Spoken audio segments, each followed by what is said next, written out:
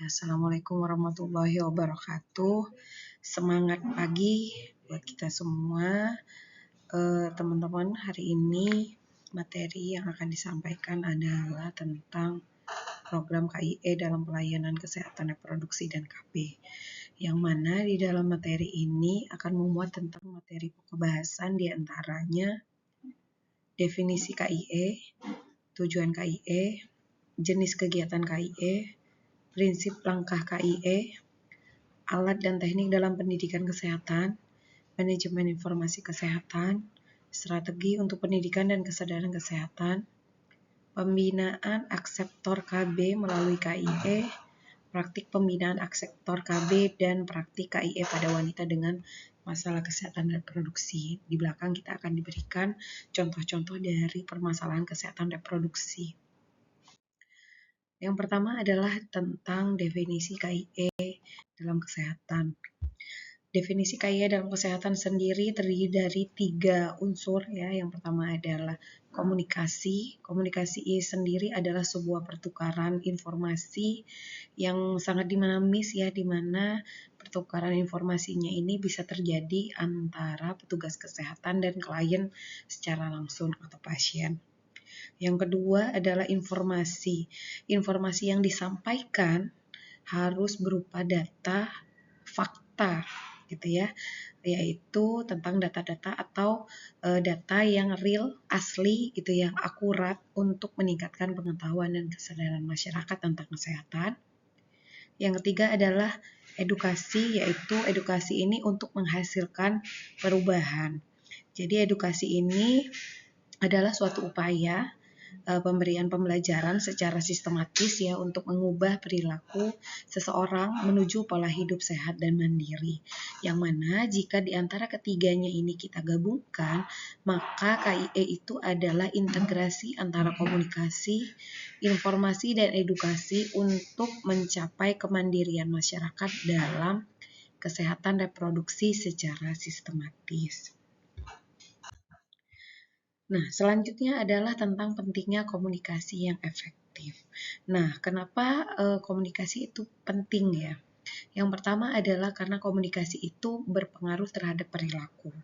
Yang mana dengan komunikasi yang jelas dan efektif, maka dapat membantu individu di dalam memahami risiko yang terjadi pada seseorang yang berkaitan dengan kesehatan serta mendorong perilaku yang lebih sehat. Yang kedua adalah untuk mempengaruhi atau meningkatkan hubungan, yang mana biasanya kalau di dalam komunikasi itu kan pasti ada dua arah, di antara penyedia layanan kesehatan dan dengan pasien, sehingga ketika tercipta hubungan, meningkatkan hubungan dan tercipta hubungan antara petugas kesehatan dengan pasien, maka itu juga akan bisa membangun kepercayaan dan meningkatkan kepuasan pasien gitu ya, dan memastikan perawatan yang diterima oleh pasien itu berkualitas.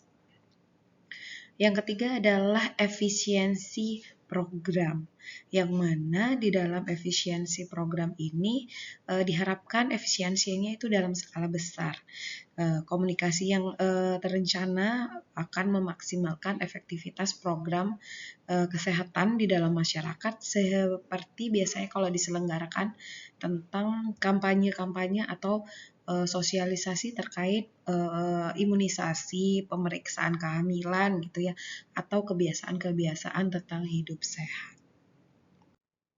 Sejarah dan evolusi dari KIE. Yang pertama adalah transformasi media.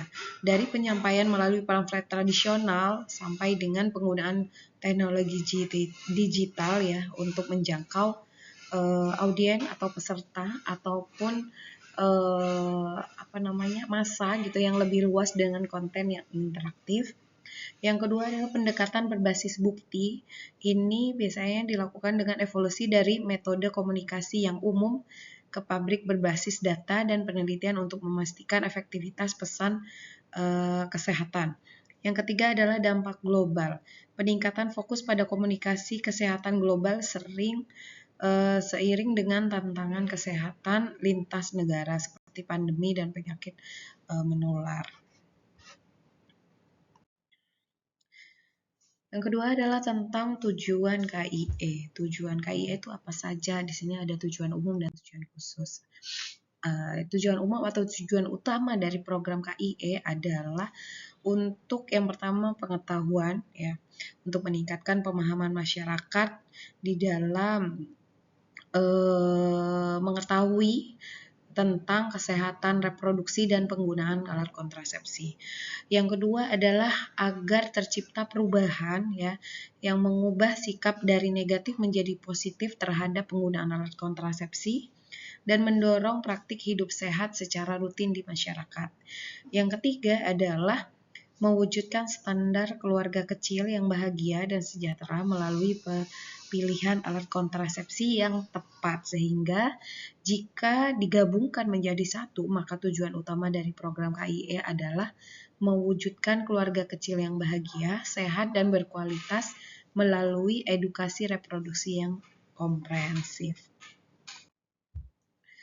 Sedangkan tujuan khusus dari KIE ini adalah memberdayakan kelompok sasaran melalui komunikasi strategis untuk meningkatkan partisipasi aktif dalam program kesehatan reproduksi secara mandiri. Nah, ini bisa terjadi dengan cara KIE, dan pada saat KIE itu berhasil, maka diharapkan terjadi peningkatan akseptor, ya, yang pertama, yaitu meningkatkan jumlah akseptor atau pengguna KB baru secara sukarela melalui pendekatan edukatif, yaitu diberikan KIE. Yang kedua adalah terkait dengan retensi kontrasepsi, sehingga bisa menurunkan angka putus pakai atau drop out kontrasepsi di masyarakat.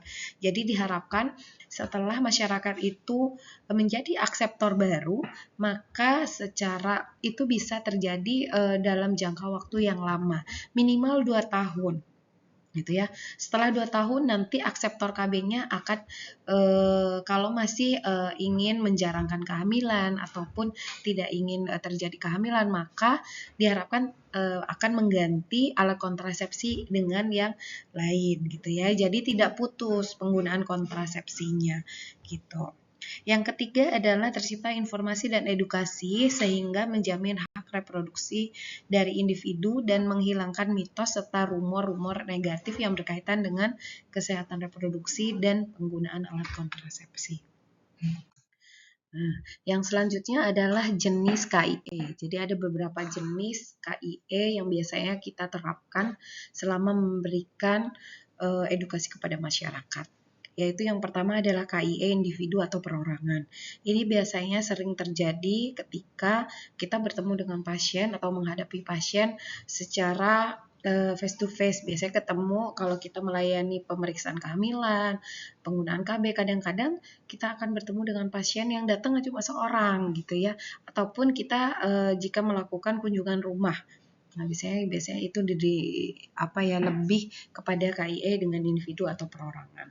Di mana di dalam KIE individu atau perorangan ini biasanya menggunakan metode utama yaitu tatap muka. Jadi tatap muka secara langsung, yang mana proses komunikasinya ini dilakukan secara tatap muka secara langsung gitu ya, untuk memastikan pesannya itu bisa diterima dengan jelas dan untuk lebih menumbuhkan kepercayaan antara si pemberi informasi dengan si klien atau si pasiennya gitu ya. Terus untuk implementasi dari pemberian KIE atau konseling ini biasanya mencakup sesi konseling secara pribadi atau privat, dan biasanya dilakukan dengan cara kita berkunjung ke rumah, jadi door to door gitu ya, ke satu rumah ke rumah-rumah yang lain gitu ya, untuk menjangkau individu-individu di lingkungan yang paling nyaman ataupun menurut mereka lebih privasi gitu.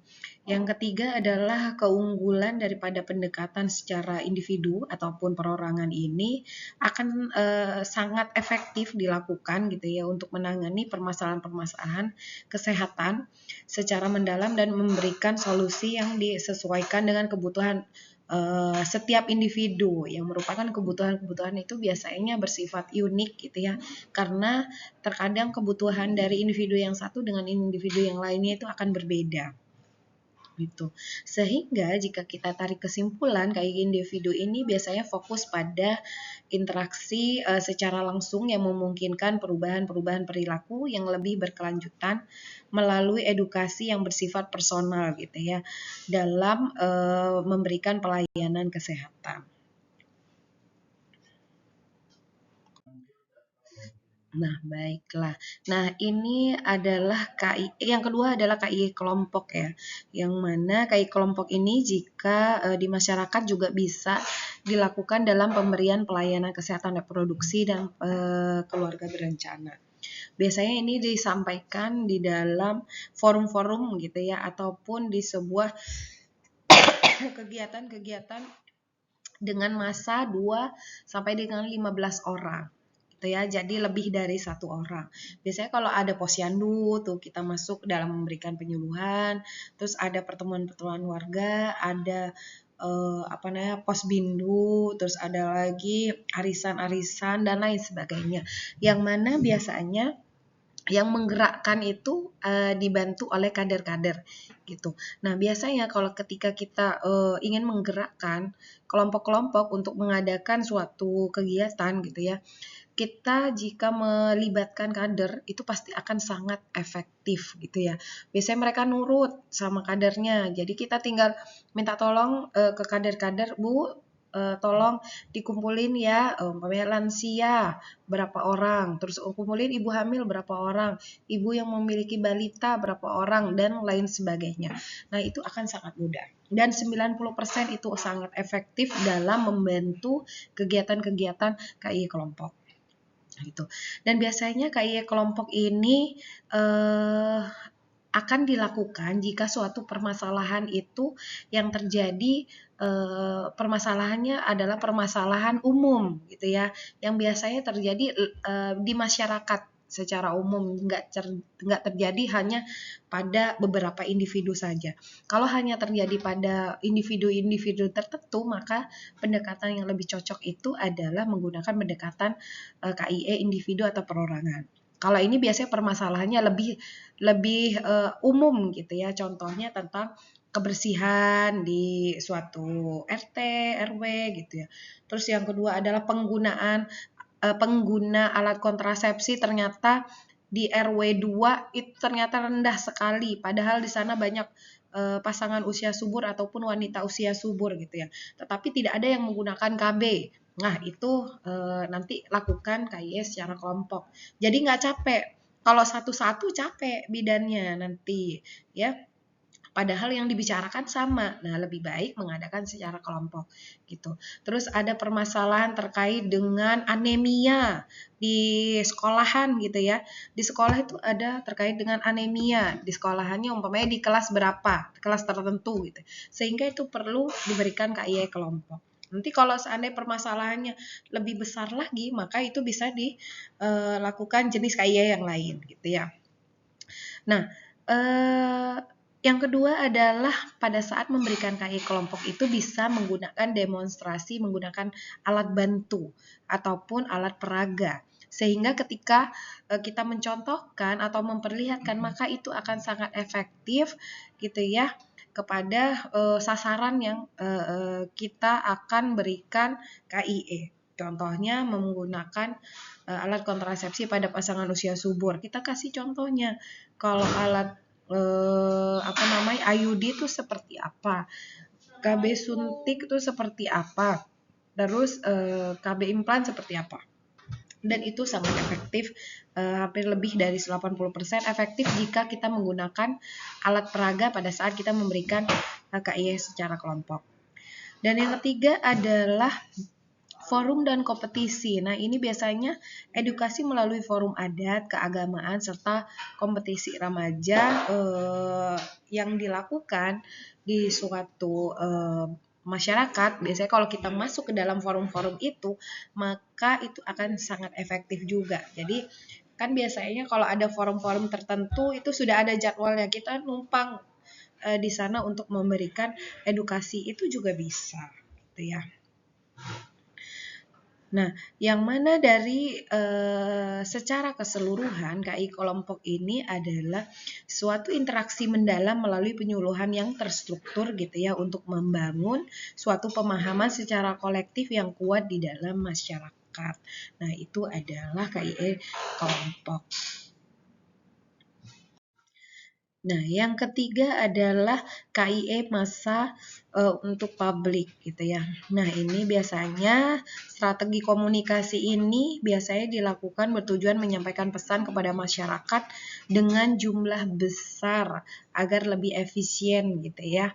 Nah, ini contohnya tadi, kalau permasalahannya itu terjadi dalam lingkup lebih dari 15 orang ataupun lebih dari satu kelompok, maka lebih cocoknya menggunakan KIE massa. Contohnya, pada saat ini kan eh, pemahaman remaja tentang penggunaan atau minum tablet tambah darah itu rendah, atau tingkat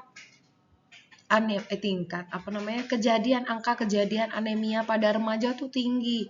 Umpamanya ketemu di sekolah, di suatu sekolah gitu ya. Ternyata remaja-remajanya itu anemia sebagian besar. Nah, itu bisa digunakan KIE massa untuk publik gitu ya.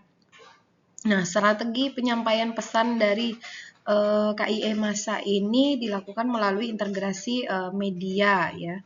Integrasi medianya ini baik media penyiaran, media cetak, sebuah platform digital gitu ya, untuk meningkatkan kesadaran publik secara luas dan efektif. Nah, media cetaknya itu seperti apa gitu ya, ada poster, ada leaflet gitu ya, yang mana biasanya penggunaan materi-materi fisik yang biasanya disebarkan secara strategis untuk memberikan informasi visual dan menetap di masyarakat. Nah, poster dan leafletnya itu bisa kita tempel, bisa kita bagi, bisa juga kita share. Sekarang ada media sosial ya, sehingga kita bisa masukkan poster-posternya ataupun gambarnya, leafletnya di dalam media sosial kita, bisa di media sosial secara pribadi ataupun media sosial kelompok ataupun sebuah lembaga, sehingga itu bisa tersebar secara luas, bisa diupdate status gitu ya. Terus yang kedua adalah melalui media elektronik dengan cara menyiarkan melalui radio ataupun televisi, ataupun sekarang ditambah lagi bisa menyiarkan melalui YouTube gitu ya, sehingga nanti informasinya akan lebih luas lagi yang akan tersebar kepada masyarakat. Nah, ini jangan lupa untuk memanfaatkan media-media yang ada di baik secara online gitu ya maupun secara cetak gitu ya, elektronik ataupun media cetak.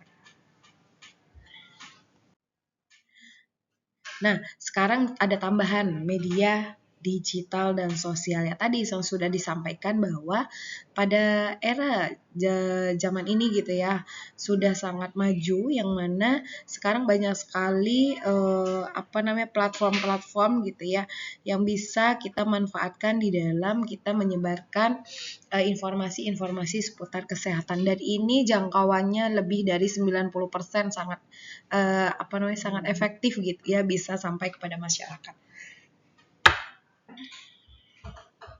Dan saya rasa untuk zaman sekarang gitu ya sudah menggunakan AI gitu ya, sudah masyarakatnya, remajanya, pemudanya sekarang kreatif gitu ya, bisa memanfaatkan media digital di dalam memberikan edukasi kepada masyarakat, edukasi kesehatan gitu ya, terutama kesehatan perempuan dan keluarga berencana, sehingga nanti ketika disebar itu akan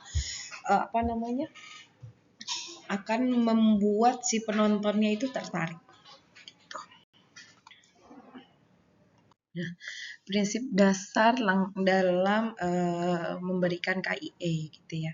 Implementasi dari KIE ini di dalam pelayanan keluarga berencana itu harus mengutamakan kenyamanan daripada si klien ya ataupun pasien melalui sebuah komunikasi yang efektif dan etika medis yang ketat, sehingga pada saat kita memberikan edukasi atau KIE itu akan dengan mudah diterima oleh masyarakat gitu ya. Yang pertama pada saat memberikan KIE harus menggunakan bahasa yang sederhana, yang mana ketika menggunakan istilah-istilah yang mudah dipahami oleh masyarakat ataupun klien, maka mereka akan mengerti gitu ya apa yang dimaksud daripada edukasi yang diberikan gitu. Yang kedua adalah harus menghormati hak privasi dan menjamin kerahasiaan informasi medis dari setiap klien. Yang ketiga, harus memberikan informasi secara lengkap, jujur, dan tidak memihak pada satu metode saja, sehingga semua metode jenis kontrasepsi ataupun metode yang lain itu harus disampaikan gitu ya, sehingga si klien memiliki kesempatan untuk memilih jenis kontrasepsi apa yang merupakan kontrasepsi yang paling cocok ataupun paling nyaman untuk dia gunakan gitu ya. Yang terakhir adalah harus menerapkan teknik komunikasi terapeutik yang penuh empati dan kepedulian, sehingga si pasien tidak akan merasa tidak nyaman gitu ya. Kalau kita memberikan atau memperlihatkan empati kepada pasien, maka dia akan merasa bahwa di dalam menjalankan atau mengikuti program keluarga berencana itu akan dilakukan secara ikhlas tanpa keterpaksaan. Sehingga di akhir kita akan memberikan layanan KB itu secara efektif dengan menerapkan komunikasi yang efektif kepada klien. Yang selanjutnya adalah tentang alat dan teknik dalam pendidikan kesehatan. Nah, ketika kita akan memberikan edukasi, memberikan informasi kepada pasien, maka dibutuhkan alat dan teknik-teknik tertentu sehingga informasi tersebut dapat diterima dengan mudah oleh masyarakat. Nah, ada beberapa media gitu ya, tadi juga sempat disinggung di depan, media-media yang biasanya digunakan yaitu media tradisional. Media tradisional ini seperti poster gitu ya, tapi pada poster ini harus dibuat semenarik mungkin dan seinformatif mungkin sehingga mampu menangkap perhatian dan menyampaikan pesan kesehatan dengan cepat di ruang publik. Yang kedua adalah pamflet. Pamflet ini digunakan sebagai alat edukasi portable gitu ya, yang mana pamflet ini menyediakan informasi terperinci yang dapat dibawa pulang untuk dibaca kembali. Jadi ini dicetak, terus boleh diberikan kepada sasaran gitu ya. Terus kalau poster ini dicetak juga, terus ditempel, boleh ditempel dinding, di mading, ada juga poster yang ditempelnya ataupun di-share gitu ya, poster-poster ini di dalam media sosial. Terus yang ketiga adalah radio. Menggunakan siaran radio ini juga memungkinkan penyebaran informasi tentang kesehatan itu lebih luas lagi gitu ya, khususnya di daerah-daerah yang sulit jangkau oleh teknologi digital gitu ya. Jadi kalau untuk penggunaan radio ini mungkin zaman sekarang memang tidak seperti media digital yang lain, tetapi radio itu masih belum ditinggalkan. Di zaman sekarang itu masih digunakan dan masyarakat tuh masih banyak yang mendengarkan radio, sehingga juga sangat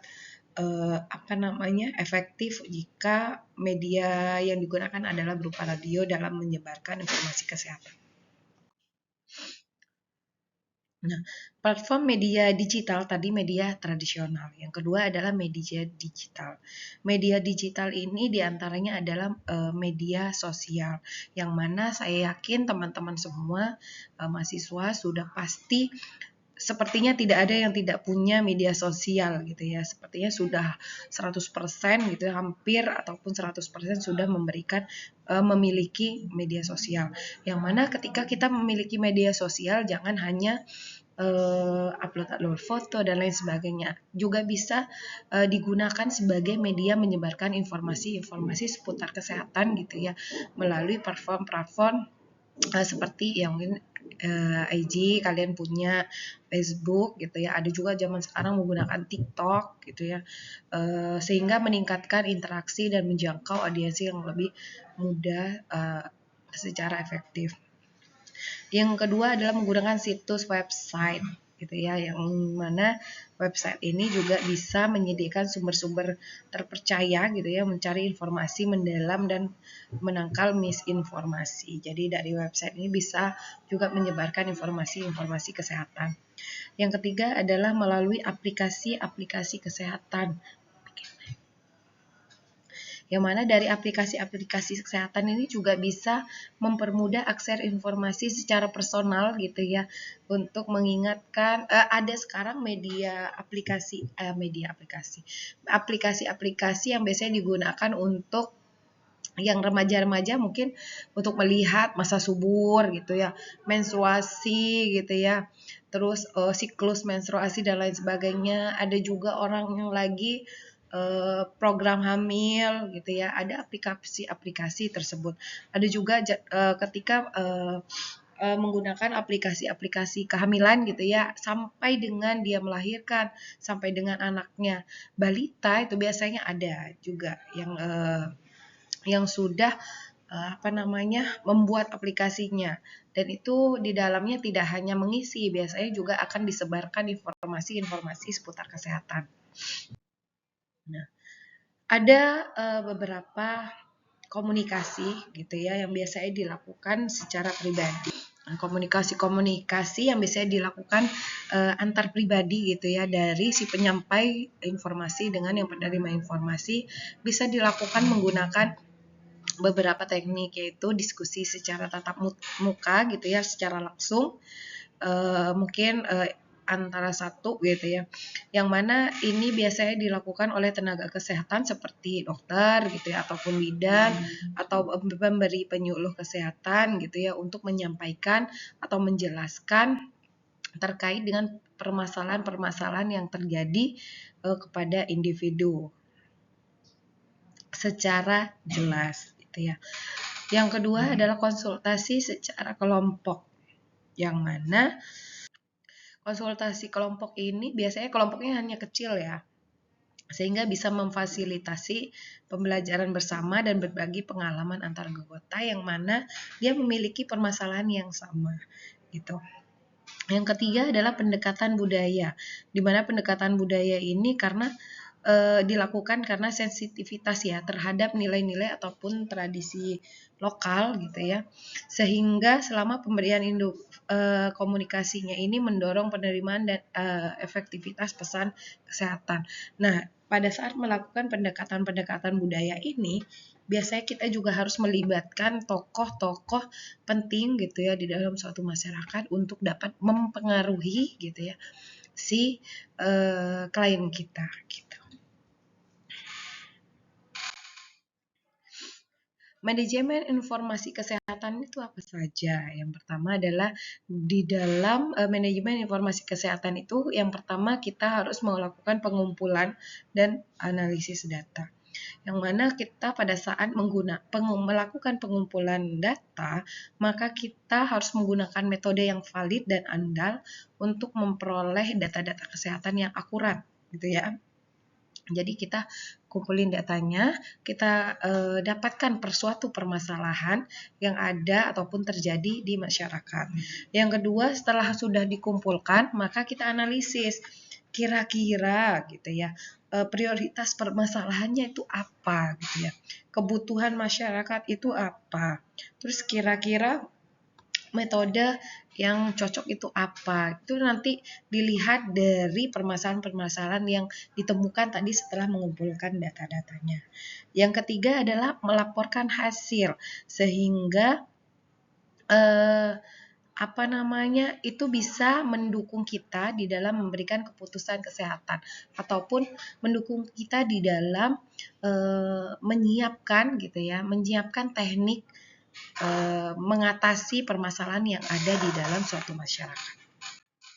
Nah, Yang selanjutnya metodenya setelah kita kumpulin, kita analisis, maka kita lakukan penyebaran informasi. Tadi sudah pelaporan, sudah kita siapkan kira-kira teknik yang cocok apa, maka kita harus menyiapkan platformnya. Ini mau platform digital ataupun platform tradisional disesuaikan dengan kebutuhan ataupun akses yang ada di suatu masyarakat. Nah, kalau saat ini, kalau jangkauannya adalah jangkauan luas, maka bisa memanfaatkan media sosial, situs website, ataupun aplikasi-aplikasi, sehingga bisa menjangkau informasinya itu dijangkau oleh masyarakat secara luas dan cepat. Yang kedua adalah membuat konten-konten yang menarik, gitu ya.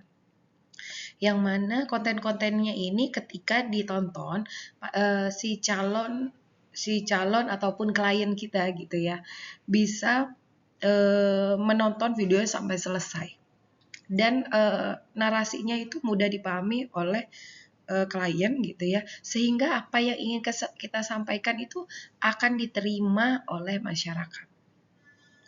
Yang ketiga adalah melibatkan suatu komunitas di dalam penyampaian informasi gitu ya.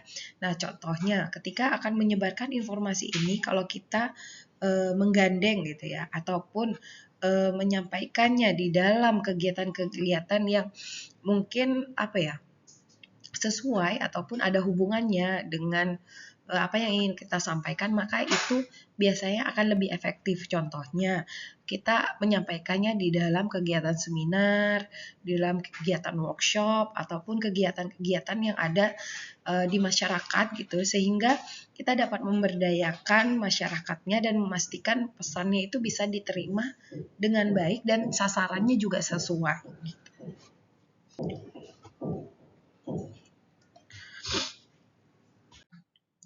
Nah, di dalam masyarakat juga terjadi beberapa disinformasi, maka kita diharapkan dapat mengatasi disinformasi tersebut, yaitu yang pertama adalah melakukan identifikasi terkait dengan mitos-mitos yang terjadi di masyarakat, yang mana ketika kita mengenali suatu klaim palsu atau informasi yang mungkin menyesatkan gitu ya, terutama di media sosial gitu ya, yang beritanya contoh berita hoax gitu ya, yang dapat membahayakan keputusan berkaitan dengan kesehatan di suatu masyarakat, maka kita harus memberikan edukasi yang biasanya berbasis dari fakta. Kita lihat mitos-mitosnya apa gitu ya, terus baru kita sebarkan tuh informasi-informasi yang berkaitan dengan mitos itu dengan edukasi yang sifatnya fakta. Contohnya kalau kita mungkin memiliki media sosial gitu ya, kita bikin medianya tuh mitos gitu ya, terus ditambahkan fakta gitu ya. Kalau mitosnya begini, terus faktanya seperti ini gitu. Jadi itu bisa disampaikan di dalam media sosial kita dengan mungkin menggunakan animasi-animasi yang lucu, animasi-animasi yang sesuai ataupun mengikuti sesuai dengan sasarannya. Contohnya sasarannya anak muda, maka menggunakan animasi yang sesuai dengan anak muda. Kalau sasarannya anak kecil, sesuaikan juga. Terus kalau sasarannya dewasa juga harus disesuaikan sehingga mudah diterima ketika informasi itu disebarkan. Yang selanjutnya adalah juga berkolaborasi dengan pakar, gitu ya. Kira-kira yang disampaikan mitos ini nih kalau di masyarakat ini bagus apa bagus. Mitos ini nih berpengaruh ataupun menyesatkan atau tidak.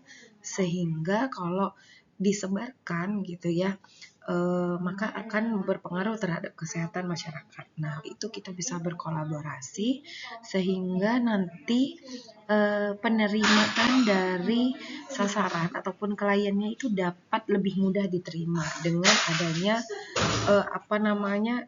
bukti-bukti gitu ya yang bersifat kredibel gitu ya, atau bukti-bukti yang bisa dipercaya. Nah, ada beberapa strategi untuk pendidikan dan kesadaran kesehatan. Yang pertama adalah keterlibatan masyarakat, yang mana dalam keterlibatan masyarakat ini bisa kita dapatkan dari partisipasi aktif gitu ya, dengan cara mengajak masyarakat berdialog interaktif gitu ya di dalam workshop ataupun diskusi kelompok untuk membangun kesadaran kesehatan secara kolektif. Yang kedua adalah memanfaatkan media lokal gitu ya, seperti radio, televisi ataupun media sosial untuk menyampaikan informasi kesehatan yang relevan dan biasanya mudah juga untuk diakses oleh masyarakatnya. Yang ketiga adalah pendekatan budaya yang menyesuaikan pesan kesehatan dengan nilai, tradisi, dan bahasa yang digunakan di masyarakat setempat untuk bisa lebih mendorong gitu ya penerimaan dan pemahaman yang lebih baik. Nah, yang selanjutnya adalah evaluasi dan umpan balik. Nah, ketika melakukan evaluasi dan umpan balik ini, yaitu kita bisa menggunakan beberapa cara ya, mulai dari pengumpulan data gitu ya, yaitu menggunakan survei, wawancara ataupun kuesioner. Yang kedua adalah menganalisis efektivitas dari program yang sudah kita lakukan gitu ya. Yang ketiga adalah menyesuaikan strategi kira-kira untuk memperbaikinya kita perlu metode seperti apa gitu ya. Karena kalau metode yang kemarin kita lakukan tidak cocok, maka metode apa sih yang lebih cocok gitu. Sehingga strategi-strateginya perlu disesuaikan lagi. Nah, ini adalah langkah-langkah persiapan pelaksanaan KIE. Yang pertama adalah melakukan analisis kebutuhan audiens ataupun klien gitu ya, dalam menyiapkan materi dan media pendukung yang relevan. Jadi sesuaikan kita mau menggunakan media apa. Yang kedua adalah menentukan waktu dan tempat yang nyaman serta koordinasi rencana dengan pemangku kepentingan.